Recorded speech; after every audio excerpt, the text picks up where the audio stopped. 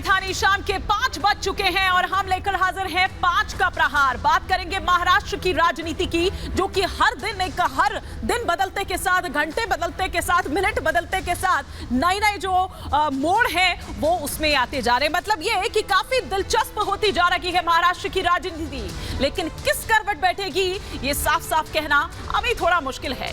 शिंदे और उद्धव दोनों ही गुटों के अपने अपने दावे हैं, लेकिन इन सब के बीच अब महाराष्ट्र के कई शहरों में बागी विधायकों के खिलाफ विरोध प्रदर्शन तेज हो रहे हैं, तोड़फोड़ हो रही है, जिसके बाद अब 15 बागी विधायकों को केंद्र ने Y+ सुरक्षा देने का फैसला ले लिया है, जिस पर सियासत और तेज हो गई है। लेकिन महाराष्ट्र का जो ये महासंग्राम है उस पर क्या कुछ लगातार जो बैठकें हैं उसका दौर जारी है। इधर अगर बात करें शरद पवार के घर महाविकास आघाड़ी की जो बैठक है वो हुई, उसमें कांग्रेस शिवसेना के जो तमाम नेता हैं वो शामिल हुए। बागियों के खिलाफ नई रणनीति जो है वो बनाई गई। बागी विधायकों के विरोध में प्रदर्शन जो है वो देखे जा रहे हैं। बाइक रैली निकालकर प्रदर्शन किया गया। उधर मुंबई और पुणे की बात करें तो यहां पर विरोध प्रदर्शन हुआ। बागियों के आदित्य ठाकरे की ओर से भी चुनौती मिली है। ये कहा कि सामने आकर बात करने की ये जो चुनौती है मैं उन बागी विधायकों को देता हूं। शिवसेना बागियों पर कानूनी जो कार्रवाई है वो करेगी। ये तमाम बातें दरअसल जो महाविकास आघाड़ी की जो ये बैठक हुई, शरद पवार के घर पर जो ये बैठक हुई उसमें ये निर्णय लिए गए। 15 बागी एमएलए जिनको सुरक्षा मिली, उधर केंद्र सरकार ने इन्हें Y+ कैटेगरी की जो सुरक्षा है वो दी है। लेकिन सवाल यह है कि कहां जाता हुआ नजर आ रहा है ये पूरा, अगर महाराष्ट्र का घमासान हम देखें। आइए 5 का प्रहार में ऐसे ही कुछ सवाल हम यहां पर उठा रखे हैं। वो सवाल इस वक्त अब आपके टेलीविजन स्क्रीन पर। पहला सवाल ये कि क्या गुवाहाटी से चौपाटी लौटेंगे बागी? जिस तरह से संजय राउत ये कह रहे हैं कि कब तक रहोगे गुवाहाटी में, आना तो चौपाटी में ही पड़ेगा। दूसरा सवाल ये कि विरासत पर ये सियासत आखिर क्यों हो रही है? तीसरा सवाल, क्या तोड़फोड़ हिंसा जिस तरह से हो रही है क्या इससे हल निकलेगा? चौथा सवाल, क्या शिंदे शिवसेना के भलाई के लिए बने हैं बागी? पांचवा सवाल ये कि Y+ कैटेगरी की जो सिक्योरिटी दी गई है इसके पीछे के मायने क्या है, क्योंकि इसके बाद तमाम रिएक्शंस आ रहे हैं और विरोध प्रदर्शन इसके बाद सड़कों पर देखने को मिल रहा है। ये तमाम सवाल होंगे, तमाम खास मेहमान होंगे, लेकिन पहले देखिए एक रिपोर्ट।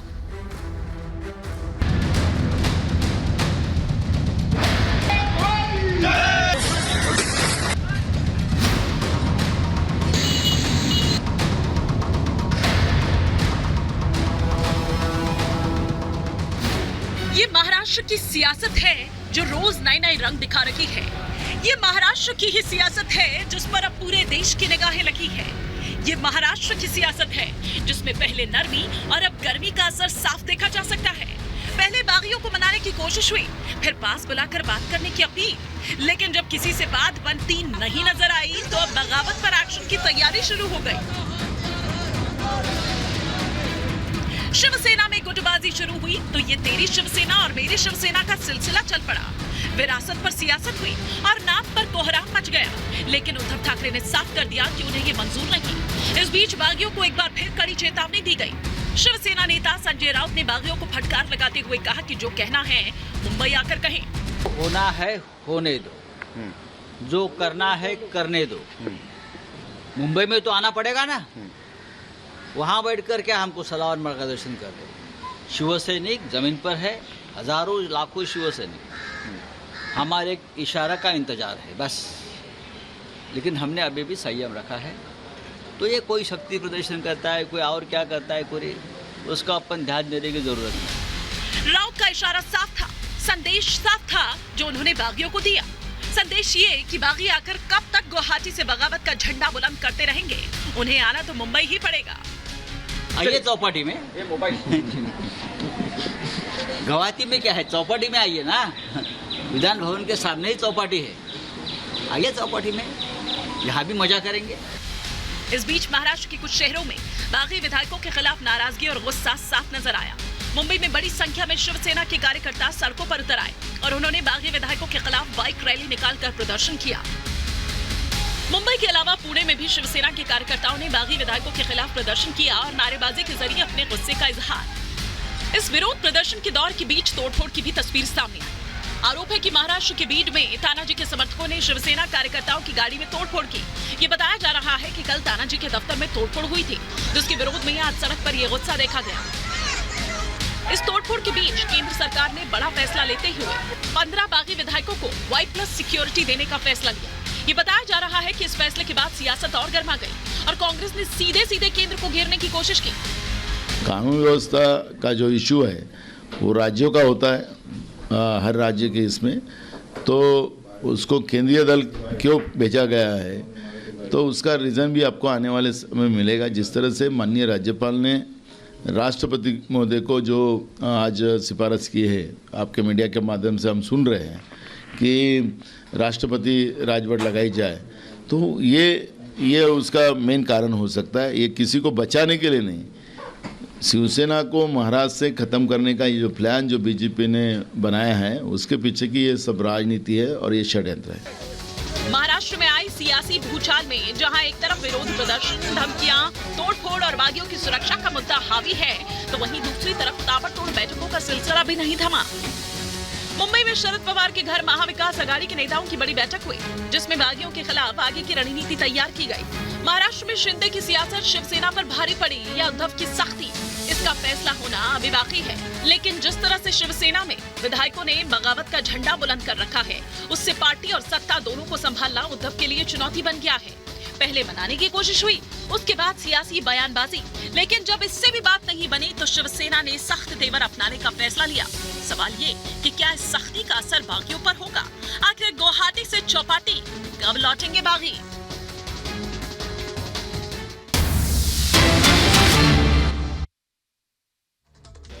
कि उनके कुछ सहने आसाम लेके गए, वो जब वापिस आएंगे और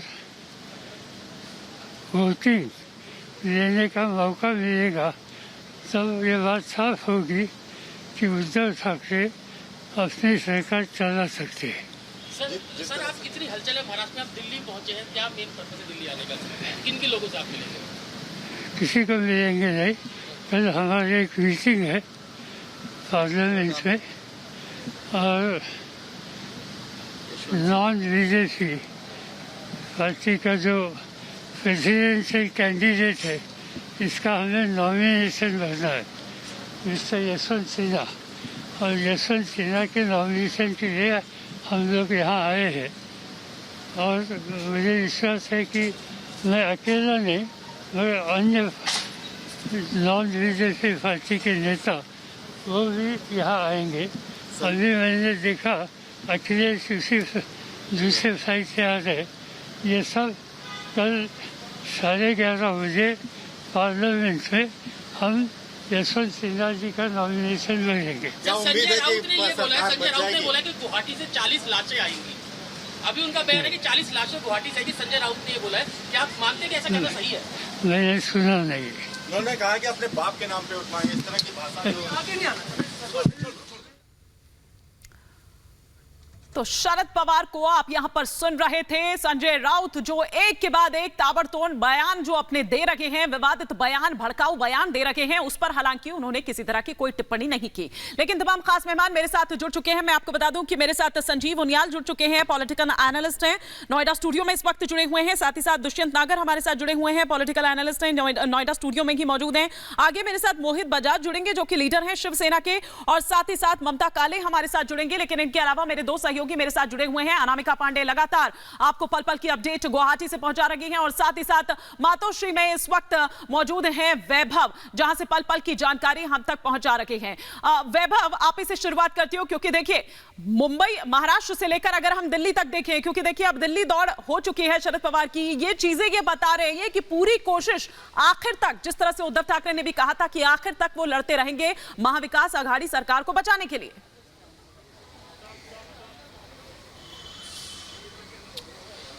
बिल्कुल, और इसी कोशिश के चलते उनका ये दिल्ली दौरा है शरद पवार का। बड़ा अपडेट अपने दर्शकों को दे दे, यहां से मातोश्री से आदित्य ठाकरे अब से बस थोड़ी देर पहले निकले हैं, जो यहां से शिवसेना भवन जाएंगे, जहां पर एक बड़ी बैठक शिवसेना यूथ विंग की होने वाली है, जिसे वो संबोधित करते हुए नजर आने वाले हैं। क्या कुछ कहेंगे आदित्य ठाकरे इस दौरान, ये सुनना बहुत ज्यादा अहम होगा, क्योंकि इसके ठीक पहले कार्यकर्ताओं की बैठक में आदित्य ठाकरे के जो तेवर नजर आए वो तेवर बहुत ही सख्त थे। अब जो यूथ विंग की हिमानी बैठक है, इस यूथ विंग की बैठक में आदित्य ठाकरे क्या कहते हुए नजर आएंगे कार्यकर्ताओं को, अपने पार्टी के युवाओं को संबोधित करते हुए, ये बहुत ज्यादा अहम होगा। दूसरी बात सबसे बड़ी, क्योंकि दिल्ली दौड़ की अब लगातार जो हलचल है वो जारी हो चुकी है। शरद पवार का चाहे दिल्ली दौरा हो, इसके ठीक पहले लगातार कयास ये लगाए जा रहे थे कि देवेंद्र फडणवीस भी दिल्ली ही गए हैं, और साथ ही कयास ये भी है कि देवेंद्र फडणवीस कभी भी दिल्ली जा सकते हैं। तो क्या महाराष्ट्र की सियासत का आगे का रास्ता दिल्ली से तय होगा? क्योंकि महाविकास आघाड़ी हर वो मुमकिन कोशिश कर रही है कि कैसे भी करके उन नंबर्स को मेंटेन रखा जाए, जब फ्लोर टेस्ट की बारी आए तब वो बैकफुट पर ना चली जाए। तो वहीं दूसरी ओर बीजेपी बैकग्राउंड में हर वो पिच तैयार कर रही है, जिस पिच पर जब मौका है हिमानी, तब वो फ्रंट फुट पर खेल सके। बिल्कुल फ्रंट फुट पर, जिस तरह से अभी पिछले कुछ अगर हम घंटों की बात करें या 2 दिन की बात करें, तो उसमें नजर आ रही है शिवसेना, जो पहले बैकफुट पर नजर आ रही थी। यहां शिवसेना के साथ उद्धव सेना और शिंदे सेना लगाना भी बहुत ज्यादा जरूरी अनामिका हो जा रहा है। लेकिन अब रणनीति वहां शिंदे सेना जो है, शिंदे गुट की जो है वो क्या है? क्योंकि देखिए दिन बढ़ते जा रहे हैं, अब वहां की जो बुकिंग है वो भी 30 तारीख तक हो गई है, 28 की बजाय। बात यहां पर यह भी उठ रही है, सवाल यहां पर यह भी उठ रहा है कि जब सब कुछ आपके पास है और ताकत आप दिखा रहे हैं, तो फिर आगे बढ़ क्यों नहीं रहे हैं? क्या डर भी है कोई?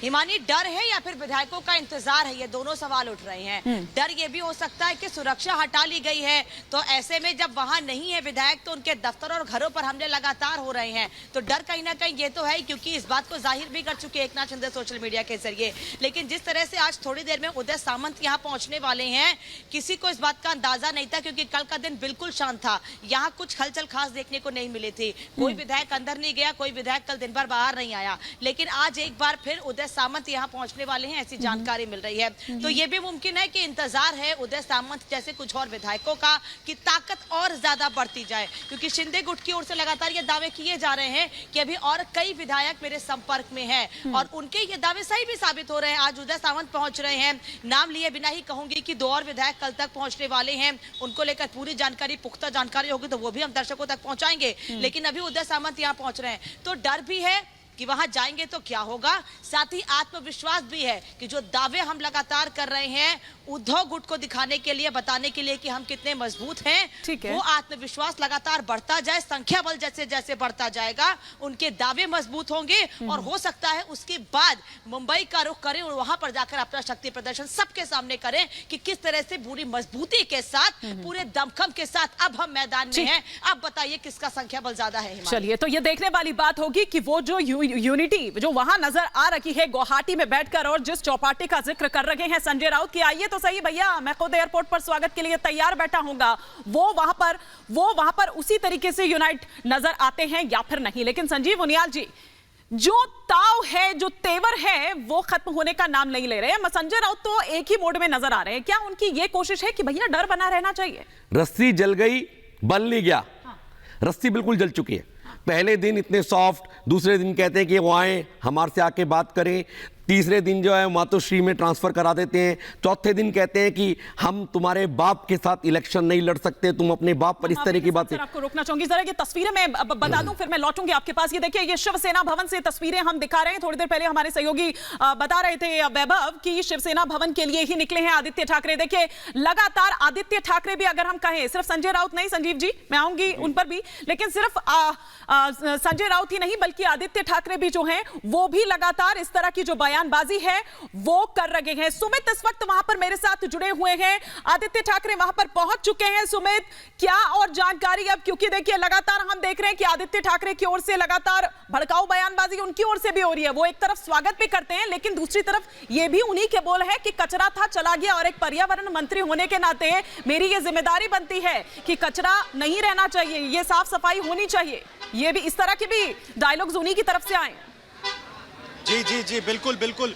अभी बिल्कुल बिल्कुल। और अभी बिल्कुल हाल ही में जो है वो यहाँ पर कुछ देर पहले जो है पहुंचे हैं आदित्य ठाकरे। हाल ही में वो जो शिवसेना भवन है उसके अंदर वो प्रवेश कर गए हैं। आपको बता दें कि जो युवा सेना है उसके अध्यक्ष हैं और जाहिर है उसकी कार्यकारिणी की जो मीटिंग है वो यहाँ पर कुछ देर में शुरू यहाँ पर होने वाली है।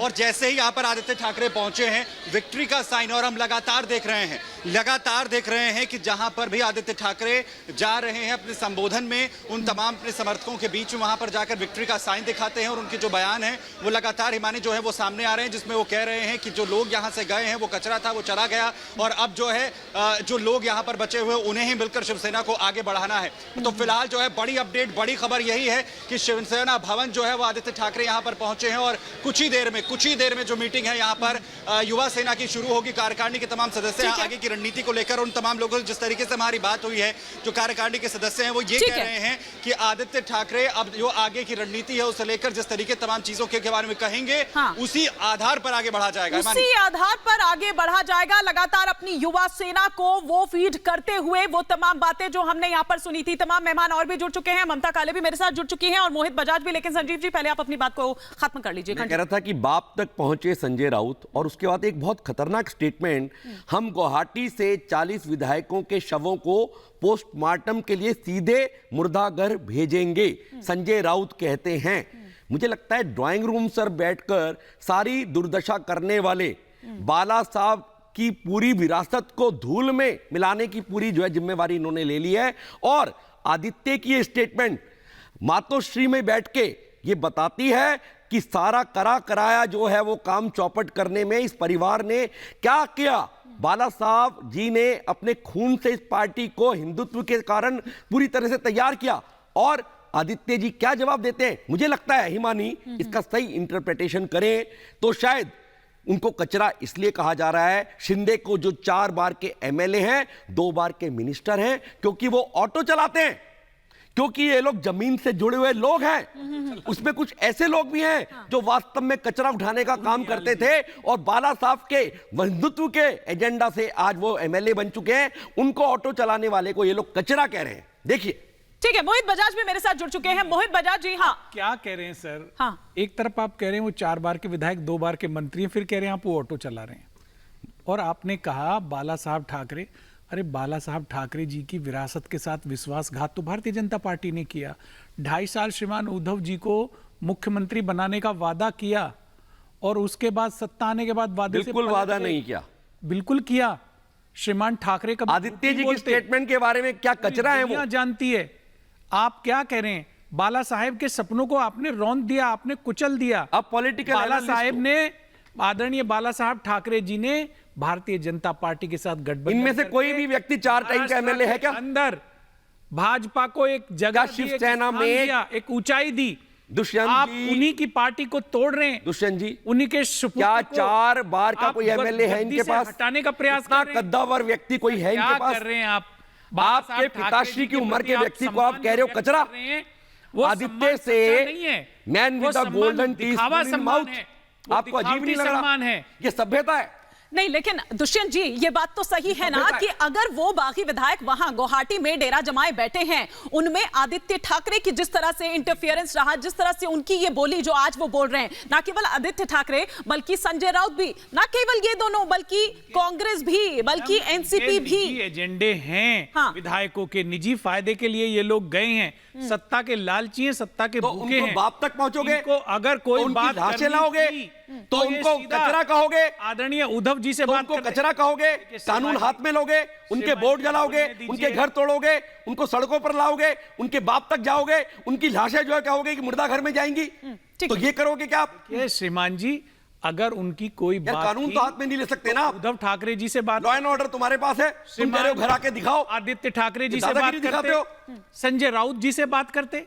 ये कानून से चलने वाला देश है। प्रेम जागा, जब चाहोगे औरंगजेब, जब चाहोगे पालघर के साधुओं की हत्या कर दोगे, जब चाहोगे जर्नलिस्ट को अंदर कर दोगे, जब चाहोगे किसी भी राणा दंपत्ति को हनुमान चालीसा के लिए अंदर कर दोगे, कभी किसी को गंजा कर दोगे। ठीक है, ठीक है, सर पूरी दादागिरी मचा रखी है। अच्छा ठीक है, के बाल अच्छे खासे दिख रहे हैं मुझे तो सारे ठीक है। मोहित बजाज, आप न्यूज़ पढ़ते हैं ना दुष्यंत ठीक है, भाई। मोहित बजाज से मैं एक रिएक्शन लेती हूँ क्योंकि उनका ऑडियो वीडियो लगातार आ रहा जा रहा है और मेरे ख्याल से वो भी गाड़ी में बैठे कहीं जा रहे हैं। लेकिन मोहित बजाज, ये तोड़फोड़, ये हिंसा, ये धमकी, ये तमाम चीजें तो लगातार हम देख रहे हैं, लेकिन इनसे लग नहीं रहा है कि कोई काम हो रहा है। लगातार छिटकते जा रहे हैं, लगातार छिटकते जा रहे हैं, आप थाम नहीं पा रहे हैं, रोक नहीं पा रहे हैं। मैं उस पर ऑडियो पे रहूंगा और मतलब ये इस पे रहेगा, जल्दी दो। मोहित बजाज, चलिए लगता है कि मोहित बजाज तक आवाज नहीं पहुंच पा रही है मेरी, लेकिन दुष्यंत जी आप कंटिन्यू करें, फिर मैं ममता काली जी का रुख करूंगा। नंबर जिस बताओ, प्रकार जल्दी से से, तुरंत बताओ। हम देख रहे हैं ये लोगों का जो गुस्सा है, हालांकि मैं तोड़फोड़ का समर्थन नहीं करता, पहले स्पष्ट कर दूं, ठीक है, लेकिन कहीं ना कहीं जिन लोगों ने श्रीमान उद्धव ठाकरे जी को मुख्यमंत्री के लिए वोट दिया है,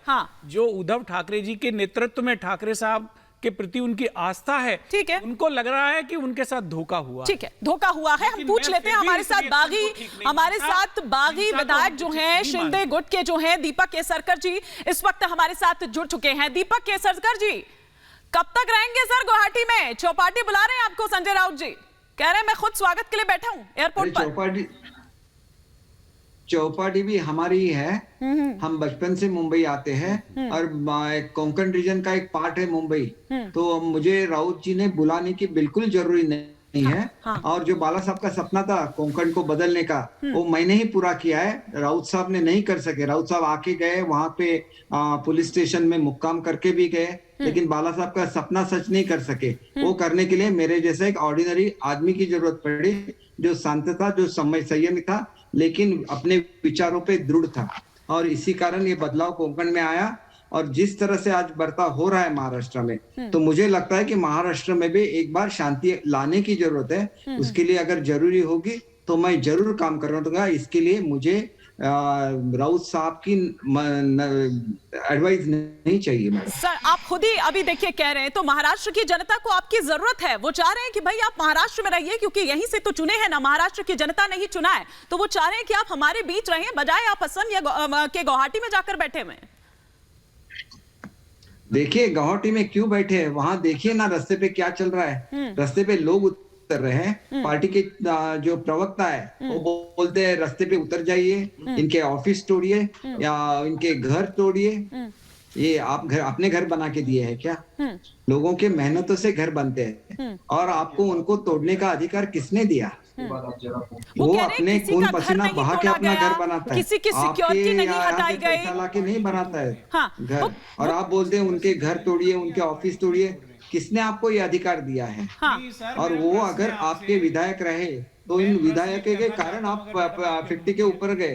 वो एफिशिएंट विधायक थे इसलिए चुन के आए, नहीं तो आपने 125 विधायक खड़े किए थे, वो चुन के क्यों नहीं आए?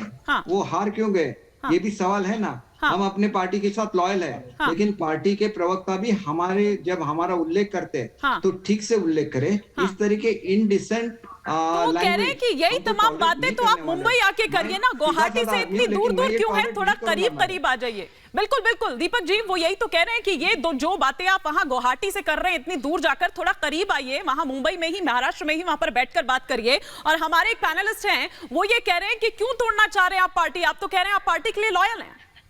सर आप तो बाला साहब के बनाए हुए घर को और सपने को पार्टी टूटने ही है, पार्टी खत्म हो रही है। देखिए जो भी हमारे विधायक जहाँ से जीत के आते हैं, देखिए कोरेगांव में हमारे शिंदे नाम के विधायक है, वहां पे एनसीपी के प्रेसिडेंट जाते हैं, वहां का नेक्स्ट एमएलए डिक्लेयर कर देते हैं। हमारे यहाँ बाबर नाम के विधायक है, उनका खानापुर कॉन्स्टिट्यूंसी है, वो जो अनाउंस किया वो एनसीपी के प्रेसिडेंट भी उसी जिले से है, वहां पे जाके वो दूसरा नाम अनाउंस करते हैं, he is going to be our next MLA. Then Shiv Sena कहाँ रहेगी? ये तो हर जगह पे एनसीपी आ जाएगी। बाला साहब ने ये सेना बनाई है तो उसको ठीक से रखना, ये भी शिवसेना की ड्यूटी है ना। हर जगह पे जाके देखिए, जहाँ पे हमारे एमपीज है वहां पे जाके वो दूसरा एमपी तैयार कर रहे हैं। तो ये मैडम मुझे थोड़ा सा ये करना पड़ेगा, 2 मिनट के बाद मैं आपको रिजॉइन नहीं, मैं सर जानना चाहूंगी कि आपका नेक्स्ट मूव क्या रहेगा। मैं आपको बस थोड़ी देर में सर मैं आपको फ्री कर दूंगी। नेक्स्ट मूव आपका क्या रहने वाला है, क्योंकि एक्शन की तैयारी हो रही है अब आप लोगों पर। चलिए दीपक केसरकर जी हमारे साथ जुड़े हुए थे, शिंदे गुट के इस वक्त हमारे साथ। और मोहित बजाज का मैं एक बार यहां पर रुक करना चाहूंगी। मोहित बजाज जी, आपको अगर मेरी आवाज आ रही हो और अगर आपने दीपक केसरकर को अगर सुना हो तो क्या कहेंगे आप इस पर? देखिए, मुझे आपकी आवाज आ रही है। सबसे पहले रिपब्लिक भारत से जुड़े सभी दर्शकों को नमस्कार मेरा, और बहुत बहुत धन्यवाद आपका जोड़ने के लिए। देखिए, बिल्कुल हम सुन रहे थे, और जैसा कि आप सभी लोगों को इस बारे में पता है कि जो महाराष्ट्र की लड़ाई है, ये महाराष्ट्र में आकर ही सुलझाई जा सकती है, इसका कोई समाधान निकाला जा सकता है। दूसरे किसी राज्य से महाराष्ट्र की सरकार नहीं चलाई जा सकती, ये आपने भी कहा और ये सभी को पता भी है। और रही बात किसी भी प्रकार के समाधान की, तो समाधान तभी संभव है जब वह सारे विधायक आए और आने के बाद बताएं, और क्योंकि वह हमारे परिवार का एक हिस्सा है। ऐसा नहीं है कि वह शिवसैनिक नहीं है। अगर वह शिवसैनिक हैं और बागी, अब जो बागी तेवर किस वजह से उनको कौन प्रेशर क्रिएट कर रहा है, नहीं तो वो ये कह रहे हैं कि जो तोड़फोड़, जो हिंसा उनके दफ्तर में ये जिस तरह से हो रहा है, उनके घरों में, या परिवार जो उनके डर कर बैठे हुए हैं, ऐसा कौन सा परिवार होता है, वो ये कह रहे थे। बिल्कुल सही बात है आपकी। देखिए, तोड़ फोड़, हिंसा, ये तो कोई भी नहीं चाहेगा।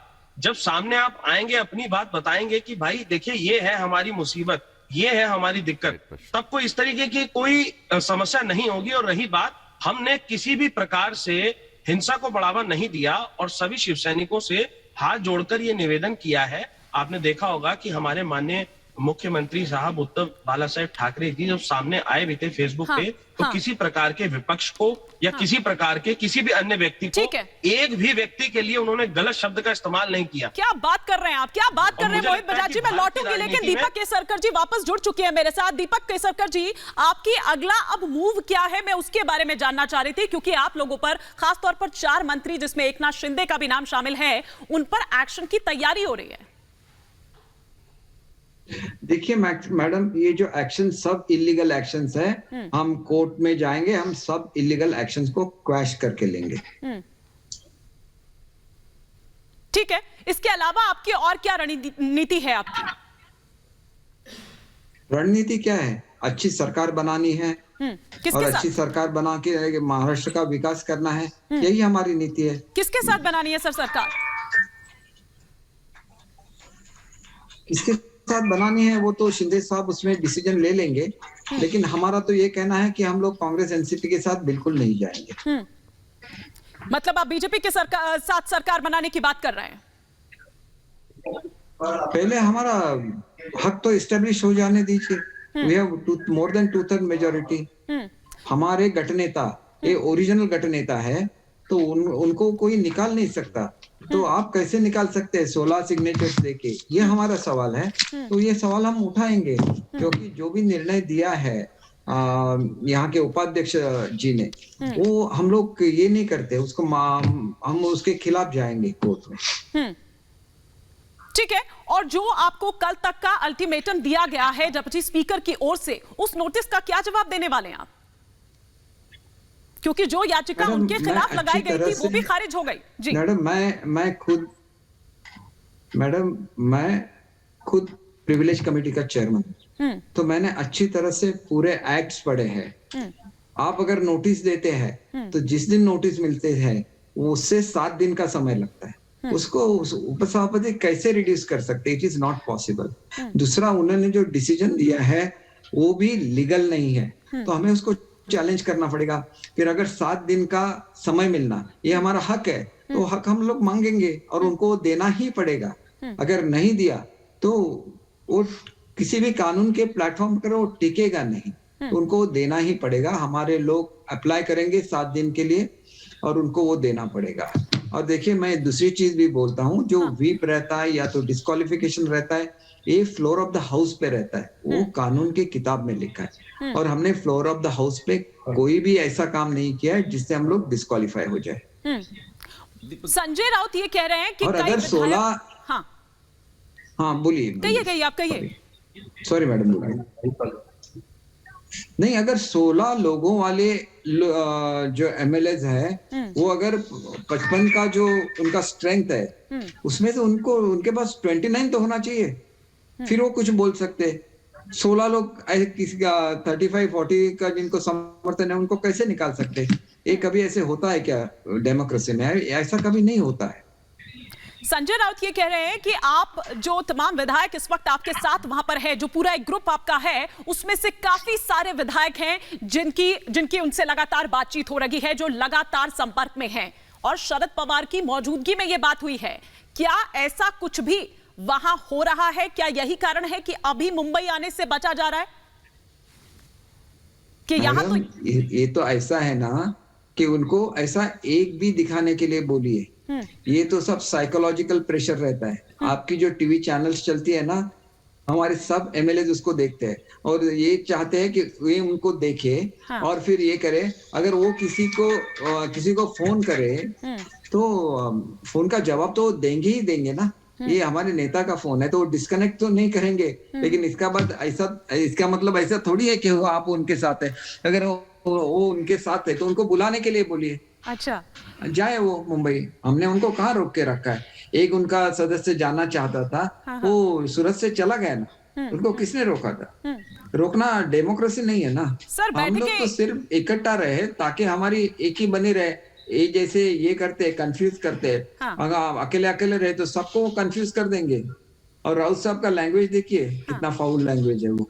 सर, बैठके इधर भी चालू है, बैठके उधर आपके ग्रुप में भी चालू है। देवेंद्र फडणवीस के साथ भी एकनाथ शिंदे साहब की बैठक हुई है। ना केवल इतना, उधर वडोदरा जाकर भी बैठक हुई है। क्या चल रहा है ये जानना चाह रहे हैं दर्शक, महाराष्ट्र की जनता खास तौर पर। देखिए, आप बोल रहे हैं ऐसी बैठक हुई, हम बोल रहे हैं कि वो लीगल ओपिनियन लेने के लिए गए थे और लीगल ओपिनियन के लेने के लिए जाने में कोई भी बुरा नहीं है। उन्होंने पहले ही बोला है कि हम शिवसेना में हैं, हम शिवसेना में रहेंगे, शिवसेना के गठ के वो नेता है और ये बात बिल्कुल लीगल है कि शिवसेना के गठ के वो नेता है और वही हमारे नेता रहेंगे और वो जो भी डिसीजन लेंगे हम उनके साथ है।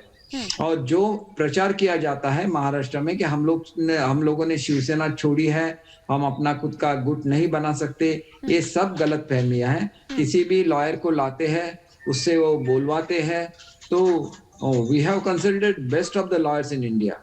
ऐसा कुछ भी नहीं है और जो बातें वो बोल रहे हैं सब बातें झूठी है। हमारे एक पैनलिस्ट हैं, संजीव उनियाल हैं, पॉलिटिकल एनालिस्ट हैं और एडवोकेट हैं, आपसे कुछ सवाल करना चाह रहे हैं अगर आपकी इजाजत हो। दीपक जी, ठीक है, आपने एक डेयरिंग स्टेप लिया जो कि जिसमें से कि डेफिनेटली सुगंध आती है इस पार्टी के अस्तित्व की, जो कि हिंदुत्व पर टिका था अनडाउटेडली, परंतु मुझे लगता है हल्की सी देर तो नहीं कर दी क्या आपने थोड़ा सा ऐसा डिसीजन लेने में? नहीं, देखिए, हमारे यहाँ 2 इलेक्शंस चल रहे थे। एक इलेक्शन था राज्यसभा का और दूसरा इलेक्शन था लेजिस्लेटिव काउंसिल का। तो राज्यसभा के इलेक्शन में जो वोटर्स हमको दिए गए थे हमारा मित्र पक्ष के तरफ से, उन्होंने हमको वोटिंग नहीं की और ये बात खुद राउत साहब ने भी एग्री की कि उन्होंने वोटिंग नहीं की। फिर उनके साथ एक्शन नहीं क्यों हुआ, उनके साथ ये बात आगे तक लेके क्यों नहीं गए, ये हमारा सवाल है। इसलिए सब लोग नाराज हो गए कि हम लोग जब आपको वोट चाहिए तो हम लोग वोट देते हैं, लेकिन हमारे लोग जब खड़े हो जाते तो आप उनको वोट नहीं देते। फिर हम आप पे कैसे विश्वास करें? आप 4 बार हमारी पार्टी तोड़ चुके हैं, फिर हम आप पे विश्वास कैसे करें? आपके जो प्रत्याशी है जो हार चुके हैं, आप हमारे कॉन्स्टिट्यूंसी में आते हैं और डिक्लेयर करते हैं ये आगे चल के एमएलए बनेंगे। इसका मतलब क्या है? आपको आपने 4 बार शिवसेना तोड़ी थी, अब आप पूरा शिवसेना को खत्म कर देना चाहते हैं क्या? इसीलिए शिवसेना को अंदर लिया है क्या? ये हमारा सवाल है उनसे, तो उनको जवाब देना चाहिए। क्यों हुआ क्रॉस वोटिंग राज्यसभा के इलेक्शन में? वहां तो खुद छत्रपति के जो वारिस थे वो हमारी तरफ से खड़े हो रहे थे। फिर हमारे पार्टी चीफ ने बोला कि मैं एक ऑर्डिनरी छत्रपति शिवाजी महाराज का जो सिपाही रहता है, जिसको मराठी में मावड़ा बोलते, वो मावड़ा को जुट के लाऊंगा। तो हमारे पार्टी के चीफ की एक इमेज भी उसके साथ जुड़ी हुई थी, उनका एक वादा उसके साथ जुड़ा हुआ था, तो उसको आप तोड़ते हैं, जबकि आप सिर्फ हमारे सपोर्ट से ही मैंने इसमें आए गवर्नमेंट ने, नहीं तो जनता आपको हरा चुकी थी। आपको तो अपोजिशन में बैठना था, आप आ गए सत्ता में केवल शिवसेना की वजह से, और उसी पार्टी को खत्म करने का सपना अगर आप देख रहे हैं तो वो सपना हम आपको पूरा करने के लिए नहीं देंगे। शिवसेना वैसे ही इंटैक्ट रहेगी और शिवसेना बढ़ती रहेगी। और जो यहाँ पे दिखाया जा रहा है ये जो वर्कर्स हैं इनको भी सोचना चाहिए था कि जहां पे उनका कैंडिडेट नहीं जीत रहा था वहां पे एक अच्छा कैंडिडेट आने की वजह से उनको उस कॉन्स्टिट्यूएंसी में जीत मिली है और उसकी वजह से शिवसेना की इज्जत उस कॉन्स्टिट्यूएंसी में बढ़ी है, तो उसका भी कंट्रीब्यूशन है ना। उसके बारे में कैसे बोलते हैं राउत साहब, बहुत ही खराब भाषा में बोलते हैं। दीपक जी बहुत अच्छा जवाब दिया था, यथा धर्म तथा विजय, जहां धर्म है वहीं विजय है, तो आपसे लगातार बढ़े और विजय किसकी होगी यह वक्त बताएगा। चलिए ठीक है, लेकिन वो तो सत्य की होगी हेमानी जी। हाँ, मैं दीपक जी से प्रश्न एक करना चाहता हूं। हाँ। दीपक जी, पहले तो आपका ये आरोप निराधार है कि सहयोगी दलों ने शिवसेना को नुकसान पहुंचाया। सहयोगी दलों ने तो शिवसेना को लीड करने का मौका दिया, आपको चीफ मिनिस्टर की कुर्सी दी। दूसरा, आप घर तोड़ने की बात कर रहे हैं। बाला साहेब का बनाया हुआ जो परिवार है, जो बाला साहेब ने अपने खून पसीने से जिसको खड़ा किया, उस शिवसेना को आज आप तोड़ रहे हैं। क्या आपने दिल पे हाथ रख के देखा एक बार कि आप ये गलत कर रहे हैं? दूसरा मेरा आपसे प्रश्न ये है कि क्या आपने अपनी जो ये समस्याएं गिनाई, जो बातें आपने कही, वो आपने चीफ मिनिस्टर महोदय से कभी 1 to 1 बैठ के बात की, उनके साथ में ये चीजें साझा की?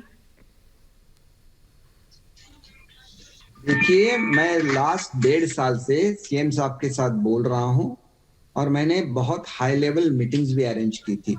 मैं इसका जिक्र ओपनली नहीं कर सकता क्योंकि मेरे दिल में इज्जत है मेरे पार्टी के लिए, मैं बहुत उनको चाहता हूं और ये सही है कि हम लोग गए थे जनता के सामने एलाइज करके कि बीजेपी और सेना यूटी के हम लोग कैंडिडेट थे, ना कि सिर्फ शिवसेना के थे। फिर भी उन्होंने जो उद्धव जी को बोला था कि आधा समय शिवसेना सीएम रहेगी, आधा समय बीजेपी रहेगी, वो उसमें एग्री नहीं थे, इसलिए उनमें अनबन हो गई, वो अलग अलग हो गए और तब रोल एनसीपी और कांग्रेस का आ गया। नहीं तो हम सत्ता में सेना और बीजेपी इकट्ठा ही बैठते क्योंकि वो मैंडेट था। इसके बावजूद हम जो बात कर रहे हैं, हम आज बात नहीं कर रहे, हम तो प्रेस में आके बात नहीं करते। शिवसेना एक शिस्तबद्ध पार्टी है, तो हम हमारे नेता से 1.5 साल से बात कर रहे हैं।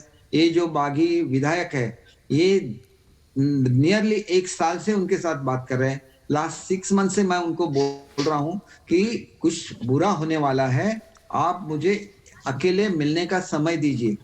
तो जो ऐसा आदमी है जो आपको बहुत चाहता है, सब कुछ छोड़ के जो आपके पास आ गया, उसको भी आप समय नहीं दे रहे हैं, तो आपको पता कैसे चलेगा कि क्या भावनाएं हैं।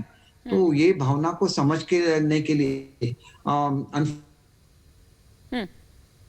अनफॉर्चुनेटली वो समय नहीं दे सके, यही बात है। इसीलिए, और देखिए, बाला साहब चाहते थे कि कोई शिवसैनिक बैठे, बाला साहब तो कभी बैठे ही नहीं सियासत के कुर्सी पे।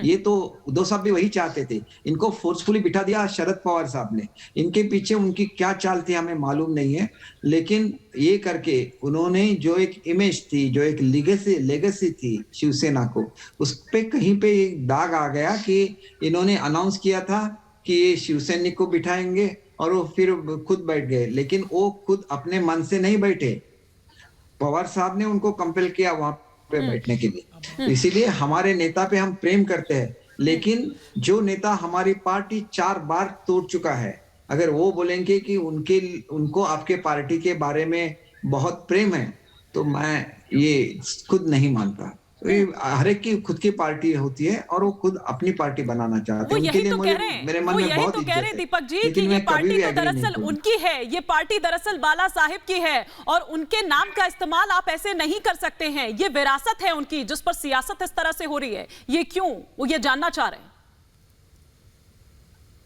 मैडम, मैं आपको एक चीज बोलता हूं, जब बाला साहब खुद थे तो भी वो चाहते कि कोकण में एक पर्टिकुलर जो प्रवृत्ति है उसका पराभव हो जाए। सब जो नेता है, 100% नेता पूरे महाराष्ट्र के सिंधुदुर्ग में आए थे, फिर वे बदलाव नहीं कर सके। वो बदलाव मैंने करके दिखाया। ये भगवान की मेहरबानी है कि मैं वो कर सका। तो ऐसे बिल्कुल नहीं होता है। बाला साहब पे जो लोग सही माने में उनकी पूजा करते हैं, उनको मानते हैं, चाहे वो किसी भी पार्टी में हो, जब जरूरत है उनके लिए खड़े हो जाते हैं। तो ऐसे नहीं है कि बाला साहब की विरासत जरूर है, लेकिन उसके साथ जो लोग निचले स्तर पे काम करते हैं, उनका भी कंट्रीब्यूशन है। पार्टी बढ़ाने में। मैं आपको एक एग्जांपल देता हूँ। जी। कल ही एक स्टेटमेंट हमारे किसी नेता के मुंह से निकल गया कि सब कचरा निकल गया इसका आदित्य मतलब ठाकरे। जो लोगों ने आपके लिए अपनी पूरी जिंदगी गंवाई, ठीक है, आपके लिए वो कचरा हो गए, क्योंकि वो बात है। आपको बोल रहे हैं अलग से डिसीजन ले लीजिए। जी जी जी जी, बहुत बहुत शुक्रिया दीपक केसरकर जी हमारे साथ जुड़ने के लिए। लेकिन इस बीच एक बड़ी इस बीच एक बड़ी खबर आ रही है। महाराष्ट्र के राज्यपाल ने डीजीपी को चिट्ठी लिखी है और चिट्ठी में ये कहा गया है कि जो भी बागी विधायक हैं उनको सुरक्षा दी जाए। सुरक्षा देने का निर्देश दिया गया है। 47 विधायक जिनको सुरक्षा देने का ये जो निर्देश है वो जारी किया गया है। रिपब्लिक भारत के पास राज्यपाल की वो चिट्ठी है जो इस वक्त आपके टेलीविजन स्क्रीन पर आपको दिखाई दे रही है। और आपको बता दूं मैं उसका जो मोटी मोटी बातें हैं वो ये कि जो भी ये बागी विधायक है उनको सुरक्षा दी जाए। देखिए, एकनाथ शिंदे ने बाकायदा इस ओर इंगित किया था, इशारा किया था कि जो परिवार उनके वहां पर हैं वो दरअसल डरे हुए हैं। जिस तरह की हिंसा शिव सैनिक जो हैं वो कर रहे हैं, जिस तरह की तोड़फोड़ हो रही है उसे लेकर वो डरे हुए हैं। और वो तमाम एमएलए जिनकी सुरक्षा जो है वो हटा दी गई है। उसके बाद दिलीप वलसे पाटिल जो हैं वो सामने आए थे। उन्होंने ये कहा था कि किसी की भी कोई सुरक्षा नहीं हटाई गई है। उधर आप देखते हैं कि केंद्र की ओर से वाई कैटेगरी की जो सुरक्षा है वो दी जाती है। और इधर आप देखते हैं कि इधर राज्यपाल की ओर से भी, भगत सिंह कोश्यारी की ओर से भी डीजीपी को ये निर्देश दे दिए जाते हैं। ममता काले भी मेरे साथ जुड़ी हुई है। मैं माफी चाहूंगी ममता काले जी, बहुत देरी से आपके पास आ रही हूं क्योंकि लगातार जो ब्रेकिंग्स है और लगातार जो खबरें हैं वो भी आ रही हैं। मैं माफी चाहूंगी, लेकिन आप क्या किस तरह से देख रही हैं? आप कहां जा रहा है ये पूरा घमासान? जी धन्यवाद हिमानी, कोई बात नहीं। दीपक जी की बात सुनना ज्यादा आवश्यक था मुझसे, क्योंकि हॉर्सेस माउथ से जब चीजें निकल करके आती हैं तो सबके लिए, पूरे भारतवर्ष के लिए क्लियर हो जाती हैं। पर मुझे ऐसा लगता है कि इस वक्त उद्धव ठाकरे जी को, आदित्य ठाकरे को और संजय राउत को ये दोहा आत्मसात कर लेना चाहिए कि ऐसी वाणी बोलिए मन का आपा खोए, औरन को शीतल करे आपू ही शीतल होए। क्योंकि जिस तरीके के शब्द निकल रहे हैं ना, इससे इनकी जो व्यक्तिगत, सामाजिक और राजनीतिक गरिमा है, चरित्र है, ये गिरता चला जा रहा है। ये शायद ये भूल गए हैं कि सत्ता आती रहती है, जाती रहती है। और ये भी ये भूल गए हैं कि ये शिवसेना वर्सेस शिवसेना है। और ये भी भूल गए हैं कि इनके जो विधायक हैं वो इनके परिवार के सदस्य हैं। उनके कारण ही आज मुख्यमंत्री की कुर्सी शिवसेना के खेमे में है। आदित्य ठाकरे आज मिनिस्टर उन्हीं की बदौलत बने हैं।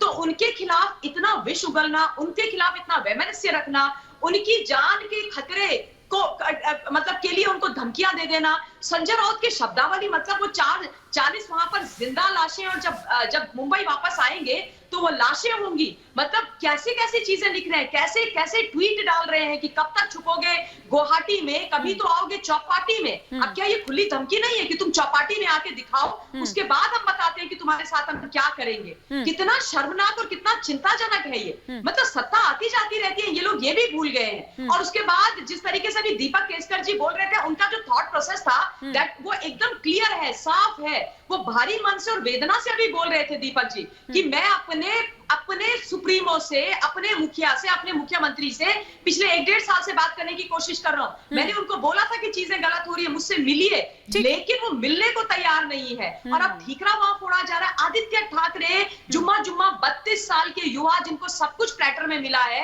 आज वो कैसी कैसी शब्दावली का इस्तेमाल कर रहे हैं एकनाथ शिंदे जी के लिए, दीपक केसकर जी, जो तमाम लोग उनके सहयोगी, क्या उनसे बड़े हैं उम्र में। बिल्कुल, ये शोभा देता है क्या? बिल्कुल, इसी बात को लेकर मैं आगे जाऊंगी। ममता काले जी, आपकी, मोहित बजाज जी, और यही बात जो ममता जी कह रही हैं, दीपक केसरकर भी कह रहे थे कि जिन्होंने आपके लिए खून पसीना आपके लिए दिया है, पार्टी के लिए दिया है, पूरी अपनी जिंदगी लगा दी है, पार्टी खड़ी की है, आप उसके लिए इस तरह का शब्दों का इस्तेमाल करेंगे? चाहे आदित्य ठाकरे हो, चाहे संजय राउत हो, आप इस तरह से रोकेंगे उनको, इस तरह से वापस बुलाएंगे? देखिए, यहाँ पर जो बात हो रही है, बात आपकी बिल्कुल सही है कि शब्दावली का ध्यान रखना चाहिए, इस बात पर बिल्कुल सहमत हूं। लेकिन मैं एक बात यहाँ पर बता देना चाहता हूं कि देखिए, जो भी ये सारा मामला हो रहा है, एक छोटा सा उदाहरण मैं आपको देना चाहता हूं। छोटा सा उदाहरण, मान लीजिए भारत में किसी प्रकार का अंदर हम संबंधित अधिकारियों से, प्रधानमंत्री जी से, राष्ट्रपति जी से या संबंधित व्यक्ति से नहीं मिल पा रहे हैं और कोई दिक्कत परेशानी अंदर चल रही है, अंदरूनी दिक्कत चल रही है, तो क्या हम अपना देश छोड़ के किसी अन्य देश में चले जाएंगे? क्या आप फिक्शियस स्टोरियां सुना रहे हो बैठ के? एक्चुअल में क्या हो रहा है? नहीं, 42 लोगों की लाशें तुम्हारे बाप को नहीं छोड़ेंगे, तुम्हारा घर एक्चुअल तोड़ में ये देंगे, हो रहा है, तुमको सड़कों पर लाएंगे। जिस प्रकार से हम भारत माँ का सम्मान करते हैं, जिस प्रकार से हम भारत माँ का सम्मान करते हैं, उसी प्रकार से हम शिवसेना को अपनी माँ मानते हैं। अब देखिए, माननीय उद्धव बालासाहेब ठाकरे हमारे लिए लिखना पड़ा, हमारे दिल में बसते हैं। बालासाहेब ठाकरे हमारे दिल में बसते हैं। लेटर लिखना पड़ा, क्यों लिखना पड़ा? सुरक्षा के हमारे लिए। दिल में बसते हैं। हमारे लिए कुर्सी का कोई महत्व नहीं है। ये हमारे उद्धव ठाकरे बड़ी संख्या में सैनिक है। मुख्यमंत्री जी सामने आकर इन्होंने आप उनके घर पे अटैक करते हो कि हमारे लिए कुर्सी की कोई घर पे अटैक करते हो। और रही बात शांति व्यवस्था की, आप तो अगर पूर्ण रूप से शांति व्यवस्था हो चाहिए कि आपके अंदर बहुत मसल पावर है, तो वो सैनिक से हाथ जोड़कर ये निवेदन करता हूं, क्या सड़कों और गलियों में लड़ाई करोगे आपस में? कानून को हाथ में ना ले, ये बिल्कुल सही है। क्या सड़कों पर लड़ाई करेंगे शिव सैनिक आपस में? आपने वो स्थिति ले आए हो आप? बिल्कुल नहीं करेंगे। सड़कों पर तो कोई भी लड़ाई नहीं करेगा। तो आप क्यों मारपीट पे आ रहे हो? कोई लड़ाई नहीं करेगा। सड़कों पर लड़ाई करने के लिए क्यों लिखना पड़ा गवर्नर को? ये बात तो संजय राउत ने खुद कही थी ना कि सड़क तक संग्राम ले जाया जाएगा। मोहित बजाज, आप दोनों की बातों में इतना कॉन्ट्रडिक्शन क्यों है? क्यों है इतना कॉन्ट्रडिक्शन? संजय राउत ने ही तो कहा था ना कि सड़क तक संग्राम जाएगा, और अभी तो ये संयमित है, अभी संयम में है। उनके संयम का परिचय मतलब वहां पर देने की जरूरत नहीं है। अगर भड़क गए तो मुश्किल हो जाएगा। ये सब चीजें क्या है? ये क्या है? आग है शिवसेना, मत खेलो, हम नामर्द नहीं है, ये क्या है? असल में ये है कि एक मूवी आई थी जो अभी हाल फिलहाल में, मेरे को बोलने दिया जाए, दुनिया में रहते हैं। कीजिएगा नहीं भैया, सुनिए, देखिए आप क्या मूवी है वगैरह की कहानियां मत सुनाइए। आप ये बताइए कि इतने जो बड़े बोल और बिगड़े बोल वाले हैं संजय राउत, ये क्या इन्होंने धमकाने का ठेका ले रखा है क्या? लॉ एंड ऑर्डर की इतनी बुरी हालत हो गई है। दिलीप वलसे पाटिल जी क्या कर रहे हैं? बेचारे जो परिवार है एमएलए के, वो डरे हुए हैं। आज आप उनकी लाश मतलब खड़ी लाश लाने की बातें कर रहे हो। क्या सोचेगा परिवार? उनकी सिक्योरिटी विड्रॉ कर दी, क्या कसूर है उन्होंने? माने संजय राउत जी ने, देखिए संजय राउत जी का एक तरीका है, इंटैक्ट रखना चाहते हैं। उनके लिए कुर्सी से ऊपर पार्टी है, उनके लिए कुर्सी से ऊपर आइडियोलॉजी है, और इसमें आप उनको गद्दार बोल देंगे, उनको कचरा बोल देंगे। इस तरीके की शब्दावली का कोई इस्तेमाल करता है क्या? खुद सोचिए आप कैसा उन लोगों को वहां पे लग रहा होगा। मतलब अभी उनकी डिमांड क्या है? एनसीपी और कांग्रेस हम लोगों के लिए शिवसेना हमारी मां है।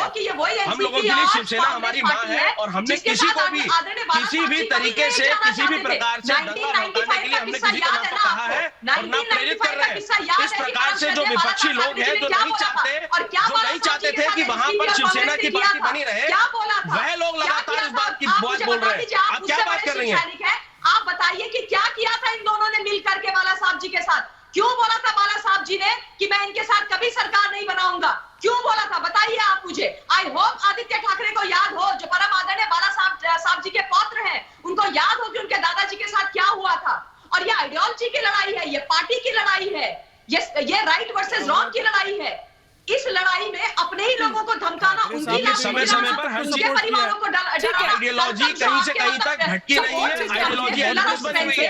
आइडियोलॉजी पर कहीं पर भी हमने समझौता नहीं किया। 100 दिन पूरा होने ठीक है, मैं आप सभी को माफी के साथ रोकना चाहूंगी। आज समय थोड़ा सा कम मिला, आप सभी रिएक्ट करना चाह रहे हैं, मैं जानती हूँ, लेकिन बहुत बहुत शुक्रिया मोहित बजाज, बहुत बहुत शुक्रिया। समय मेरे पास इतना ही था। आप सभी मेहमानों का 5 का प्रहार के सफर में जुड़ने के लिए, और इसी के साथ फिलहाल 5 के प्रहार के सफर में इतना ही। रुकेंगे एक ब्रेक के लिए।